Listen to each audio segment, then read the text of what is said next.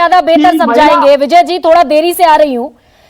अगर ऑक्सफैम की रिपोर्ट है मेरे पास, और वो ऑक्सफैम की रिपोर्ट ये कहती है कि एक औसत मजदूर की साल भर की कमाई से ज्यादा इस देश का सीईओ कॉर्पोरेट सेक्टर में 4 घंटे में कमा लेता है। माननीयों की तनख्वाह मैंने बताई ही।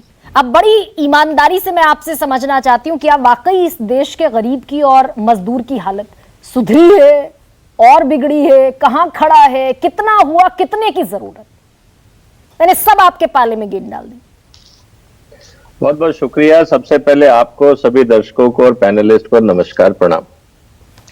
प्रणाम सर। देखिए, चर्चा बहुत इंपॉर्टेंट है और अगर आपका एक सवाल यह है कि मजदूरों की स्थिति सुधरी है या गिरी है, इसके दो तरीके से आप देख सकते हो। एक है उसका राजनीतिक पहलू और दूसरा है उसका सामाजिक या आर्थिक पहलू। मैं राजनीति में नहीं जाना चाहता क्योंकि उसमें बगैर सिर पैर के आप जो चाहो स्टेटमेंट दे दो। मैं राजनीतिक स्थिति को छोड़ देता हूं, मैं प्रैक्टिकल सिचुएशन में आता हूं। As a corporate, as a business, as a जिसको मजदूरी देनी है, क्या वो आज मजदूरी क्रिएट करना चाहता है या नहीं? सवाल ये है। आपकी बहस से तो मजदूरी क्रिएट होगी नहीं। एक मजदूर को क्रिएट करने के लिए आपको 1.6 लाख कैपिटल इन्वेस्टमेंट चाहिए। मैं आपको आंकड़े दे रहा हूं। इसका मतलब यह है कि अगर आपको 1.6 करोड़ अगर जॉब क्रिएट करने हैं तो आपको 1.6 लाख करोड़ का कैपिटल इन्वेस्टमेंट चाहिए। हाँ। ठीक है, पहला मुद्दा। इसका मतलब हवा में जॉब क्रिएट नहीं होगा, उसके लिए आपको कानून बदलने होंगे, व्यापारिक सिस्टम को सुधारना होगा, देश में यूनियनबाजी को कम करना होगा ताकि लोग इन्वेस्ट कर सके। नहीं तो इन्वेस्टमेंट नहीं आएगा, पहली बात। दूसरी स्थिति बहुत क्लियर है। आज जॉब देना कौन चाहता है? मैं आज अगर फैक्ट्री लगाता हूं, मेरा पहला जो प्लानिंग होता है वो ये होता है कि मिनिमम लेबर कैसे लगे। सच्चाई को समझ लिया आप। क्योंकि जितनी लेबर मैं हायर करता हूं उतना मैं टेंशन हायर करता हूं, इस बात को आप मान लो। और मैं एज ए सीईओ, एमडी की रिप्रेजेंटेशन की बात कर रहा हूं, मैं सबके साथ काम करता हूं।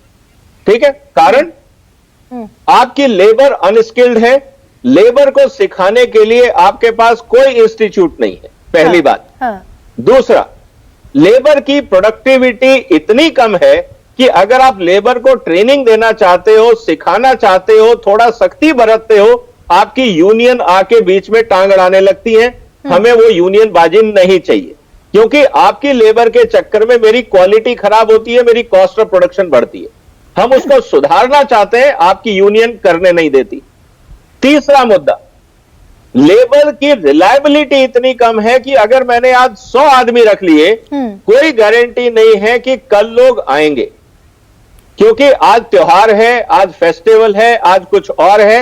ये भारत का सोशल सिस्टम है। लेकिन विजय सरदाना, एक बात अगर मुझे समझा पाए आप, मैं ये बजट देख रही थी, जो उस बजट में ये घटता क्यों जा रहा है जबकि लोग मनरेगा के तहत रोजगार मांग रहे हैं, उनको रोजगार मिल नहीं रहा और बजट लगातार घटता गया है 3 साल का कंसेक्यूटिव। देखिए, 2-3 कारण हो सकते हैं। आज आप पंजाब में चले जाइए, पंजाब के अंदर आज लेबर की एक्यूट शॉर्टेज है, इवन एग्रीकल्चर में।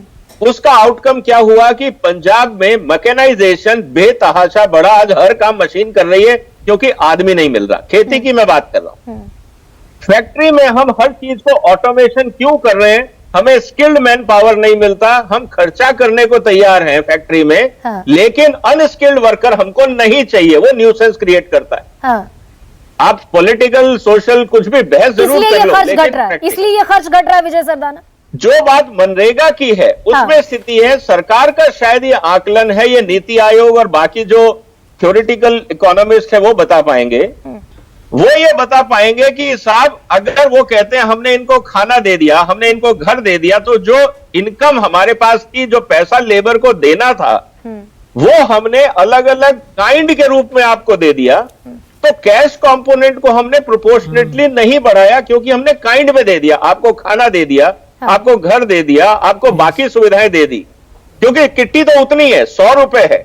मैं आपको पूरे 100 रुपए दे दूं या 50 रुपए का काइंड में दूं और 50 कैश दूं, चॉइस इज योर्स। तो संतोष मेहरोत्रा बस लास्ट कंक्लूडिंग रिमार्क के तौर पर यही सवाल मैं आपके भी कोर्ट में डालती हूं, ये बोल आपके भी कोर्ट में है कि अगर हम स्वनिधि के तौर पर या बाकी और जितने भी सुविधाएं दे रहे हैं वो जा तो उसी के घर में रहा है, मजदूर के, श्रमिक के, गरीब के, तो फिर अपलिफ्टमेंट होना चाहिए। तो नहीं हो रहा ना, दिक्कत है ना कि नहीं हो रहा है। क्यों नहीं हो रहा है मैं भी समझा देता हूं बड़ी तेजी से, और फिर सरदाना साहब की भी बात दो लाइनों में कर दूंगा। मुद्रा जो लोन है और स्वनिधि जो है, मुद्रा में जो 95% लोन्स हैं मुद्रा के, वो 50% से कम वाले लोन्स हैं, यानी 50,000 से कम कि शिशु हाँ।